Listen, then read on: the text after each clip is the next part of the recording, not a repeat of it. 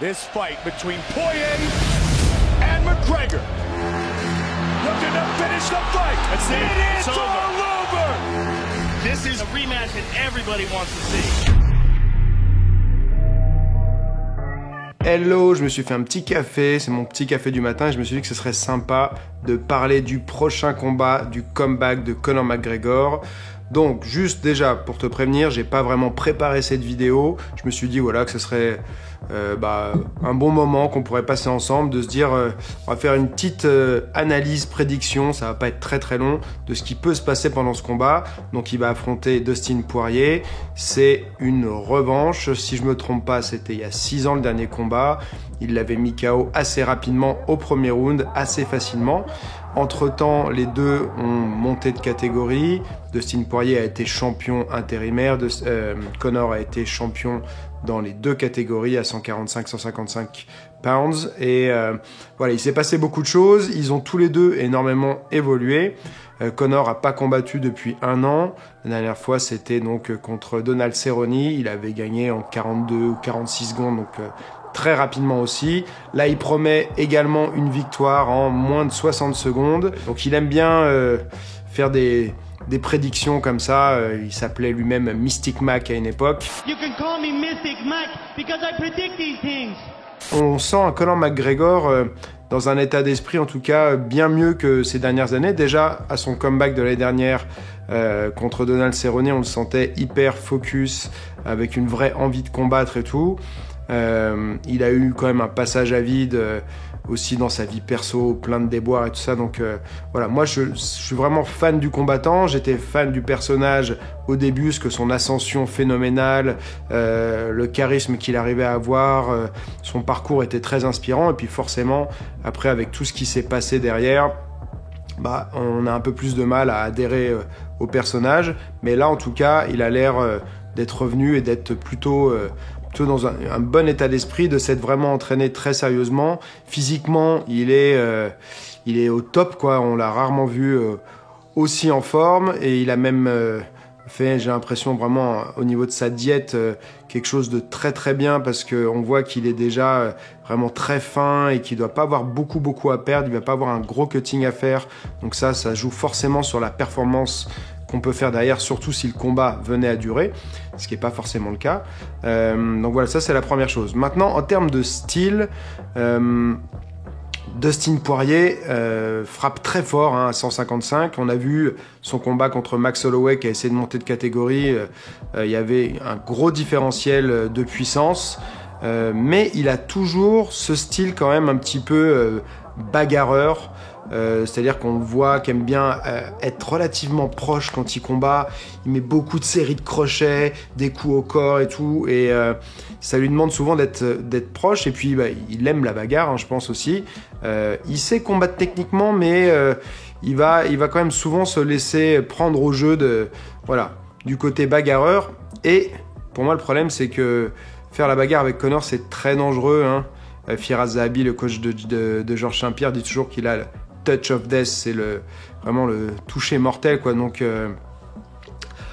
je sais pas, moi ça me paraît quand même difficile pour Dustin Poirier. Si je dois faire une prévision, c'est mon avis, mais qui est biaisé forcément. Je vais donner Conor McGregor gagnant, et je vais le donner gagnant par KO. Je pense pas que Dustin Poirier va réussir à l'amener au sol. Quand on voit ce que Conor a réussi à faire contre Khabib, alors je sais que tout le monde, il y a tous les haters et tout ça qui disent qu'il s'est fait défoncer, sauf que les performances des autres fighters qui sont dans le top, elles ont été souvent inférieures à celles de Conor, et il n'y en a pas beaucoup qui ont réussi à empêcher en fait des takedowns de Khabib. On voit Justin Gaethje qui est un lutteur quand même de très bon niveau, compétiteur et tout ça, avec un gros passé de compétiteur en lutte aux États-Unis. Il s'est fait amener comme ça, vraiment très très facilement. Alors que Conor, ça a été quand même beaucoup plus de boulot. Il a réussi à lui stopper plusieurs takedowns dans, je sais plus si c'était le 3e round, je crois. Donc, il n'est pas si facile que ça du tout à amener au sol. Enfin, moi, je le retrouve comme un peu comme à sa meilleure période pour moi, c'est-à-dire que dans les images qu'on a vues, on n'a pas vu grand-chose de ses entraînements, mais on l'a vu très léger sur ses appuis, rebondissant avec un peu ce style proche du karaté par moment au niveau des appuis, des déplacements, qu'il avait un peu laissé mis de côté quoi, pendant un moment.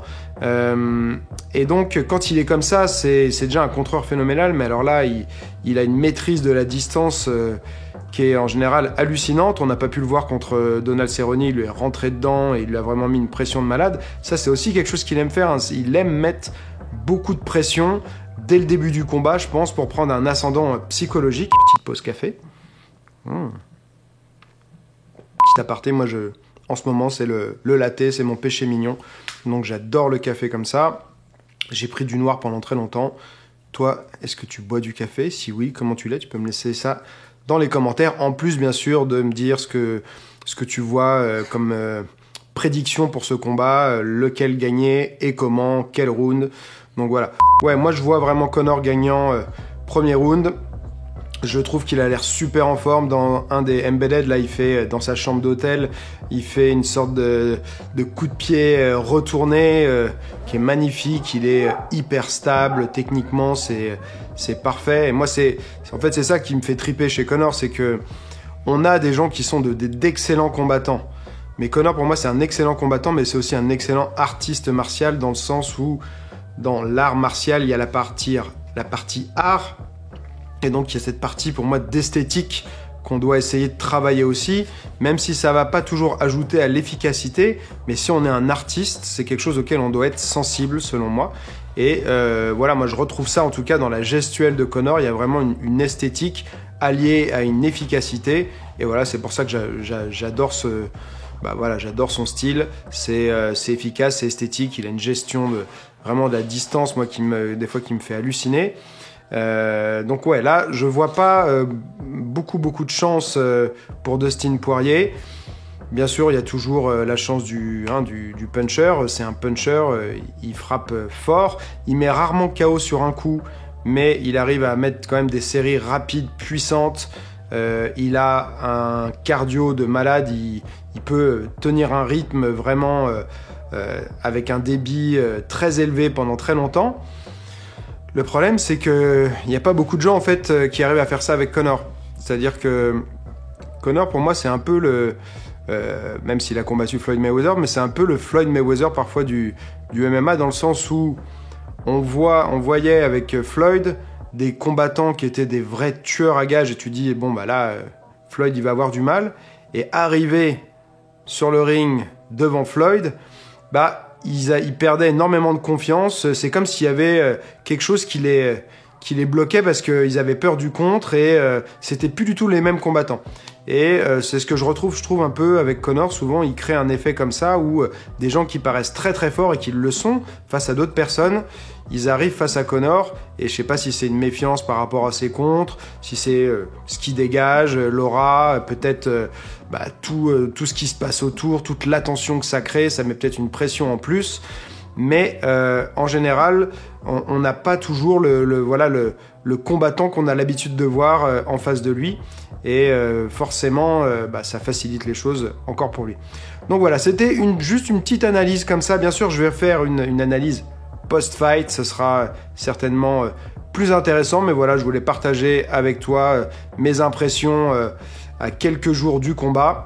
Moi, je suis super excité, et qu'on l'aime ou qu'on l'aime pas, on peut pas nier le fait que quand Conor combat, il y a quelque chose en plus, il y a une attention en plus. Même les autres combattants, on le voit, ils le disent, d'être sur la même carte que Conor, c'est voilà, ça ajoute quelque chose. On sait qu'il va y avoir beaucoup plus de monde qui regarde. Et puis, on le voit même dans les vues des vidéos sur la chaîne de l'UFC, ça explose tout. Voilà, donc d'une manière générale, c'est bon pour le MMA, qu'on l'aime ou qu'on l'aime pas. Et voilà, hâte de voir sa performance. Au niveau de l'analyse post-fight, je vais voir comment la faire, parce que ça devient de plus en plus compliqué de montrer des images sur YouTube. Donc je te tiendrai au courant. Je pense que je vais même te laisser un lien avec un moyen où tu peux laisser une page où tu peux laisser ton email pour que je te prévienne quand l'analyse sera en ligne. Au cas où elle serait pas sur YouTube, je pourrais te l'envoyer par email. Allez, je te dis à très très vite. Ciao. Il y a un truc important que j'ai oublié de te dire, donc là j'avais fini la vidéo, mais c'est pas grave, je retourne juste ce petit passage-là, parce que c'est important. Hier soir, j'écoutais une vidéo d'une interview du coach de Conor, John Kavanagh, avec Ariel Helwani, et il y a quelque chose en fait qui a fuité, c'est-à-dire que pendant l'interview, John Kavanagh a dit quelque chose, et il a dit à Ariel Helwani, est-ce que tu pourras le couper ça? Et Ariel Helwani l'a dit oui, sauf que c'était dans la vidéo, puisque je l'ai entendu. Et donc, c'est le fait que Conor s'est entraîné essentiellement pendant tout le camp en droitier, alors qu'il combat en gaucher, donc c'est toujours sa gauche d'habitude qui met le KO. Et donc là, apparemment, il y a certainement quelque chose lié à ça dans leur stratégie, parce qu'ils voulaient pas que ce soit révélé. Et Conor donc se serait entraîné en droitier, donc on peut s'attendre à le voir combattre en droitier. Je sais pas exactement ce que ça va impliquer, si il va compter beaucoup plus sur son jab ou son crochet du bras avant, qui est le plus puissant, donc du coup qui est son bras gauche, où il a particulièrement travaillé son bras droit. Je sais pas ce que ça implique comme stratégie, mais en tout cas c'est quelque chose de différent, et Conor a pas arrêté de dire vous allez voir, vous allez être surpris, vous aurez jamais vu ça, je vais faire quelque chose que vous avez jamais vu et tout. Donc on sait pas, on va voir ce qu'il va préparer, on a hâte. Allez, cette fois c'est la vraie fin de la vidéo. À très vite après le combat. Ciao. This fight between Poirier and McGregor. Looking to finish the fight. It is all over.